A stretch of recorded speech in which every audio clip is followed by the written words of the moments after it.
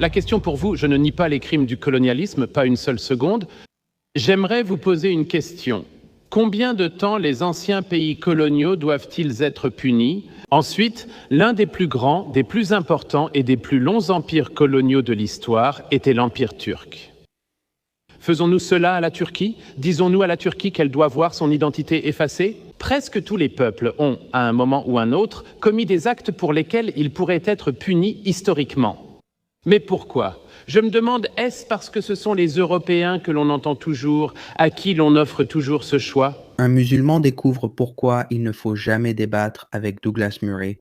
J'aimerais faire une remarque à M. Murray et j'aimerais vous demander pourquoi. Vous pensez que la présence d'une, de deux ou même de 1000 personnes ayant une identité différente au sein d'une société menace l'identité des personnes qui étaient là à l'origine?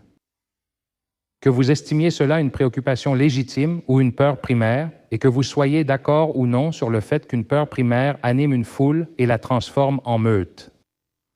Qu'un politicien suive la foule plutôt que de montrer du leadership en l'apaisant et en lui donnant une raison. Merci. Et vers le fond.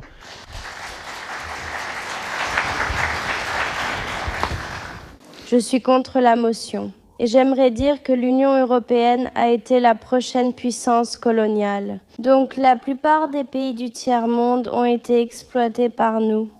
Donc maintenant, nous ne pouvons pas dire que nous ne les acceptons pas parce que la plupart de leurs richesses et de leurs fortunes ont été prises par nous. Et M. Voridis a parlé de nos valeurs en tant que citoyens européens, en tant qu'êtres humains. Je pense que c'est la mondialisation, pas les immigrés, qui nous les prend. Votre réponse en particulier à ce défi? À vous très rapidement. Tout d'abord, si j'étais Hassan en Syrie, j'espérerais, entre autres, pouvoir aider à reconstruire mon pays. Après que la dynastie Assad l'ait complètement détruit, j'espérerais rester et aider à reconstruire le pays après la dévastation causée par cette famille. Deuxièmement, le monsieur ici qui a dit « Pourquoi êtes-vous menacé par une ou deux personnes ?» Je ne suis pas menacé par une ou deux personnes, personne n'est menacé par une ou deux personnes. Et la question pour vous, je ne nie pas les crimes du colonialisme, pas une seule seconde. J'aimerais vous poser une question. Pendant combien de temps les anciens pays coloniaux doivent-ils être punis? Ensuite, l'un des plus grands, des plus importants et des plus anciens empires coloniaux de l'histoire était l'Empire turc.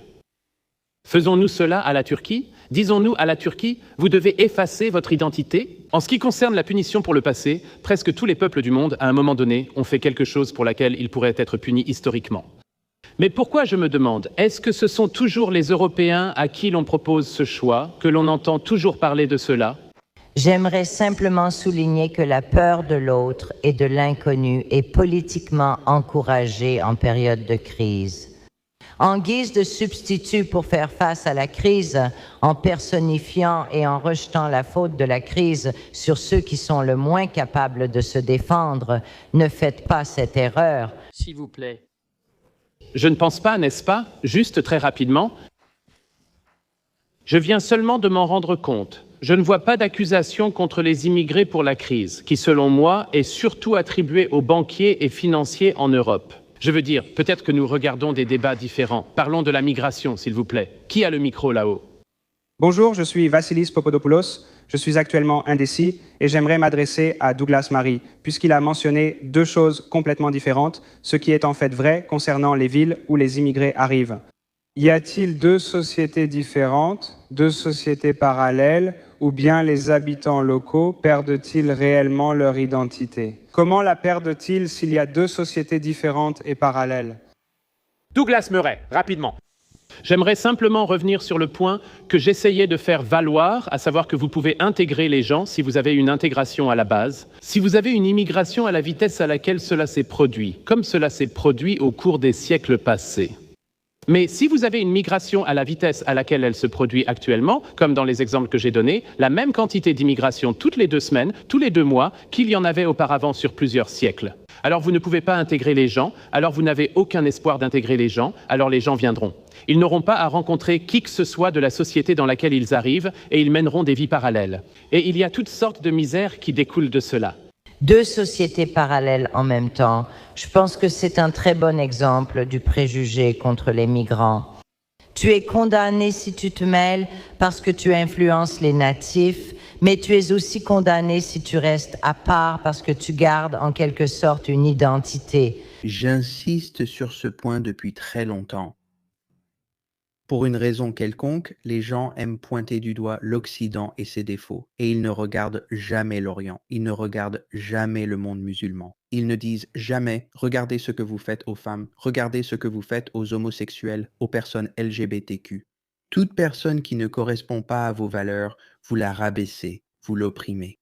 C'est ça les Juifs, les Druzes, c'est ça. Tu as vu ce qui s'est passé en Syrie? C'est terrible. C'est absolument terrible ce qui se passe dans certains de ces pays du Moyen-Orient où l'islam a pris le dessus. C'est horrible. Pourquoi tout le monde est-il tellement focalisé sur les problèmes de l'Occident et il ne se soucie pas de ce qui se passe avec nos barbares à l'Est? À cause du racisme des faibles attentes, une fois que tu le vois, tu ne peux plus l'ignorer. Une fois que tu vois le racisme, l'intolérance des faibles attentes, tu commences à le voir partout, non? Tu commences à le voir dans ta propre société, partout. Il y a cette idée étrange que les personnes qui sont victimes, les personnes qu'on considère comme des victimes, même si cela s'est produit il y a des centaines d'années, pour une raison quelconque, on ne peut pas les considérer, on ne peut pas les juger selon aucune norme. Donc tout ce qui se passe en Afrique, tout ce qui se passe dans ces pays musulmans où des gens sont décapités en ce moment au Nigeria, ça n'a pas d'importance. Vous savez, c'est juste totalement normal.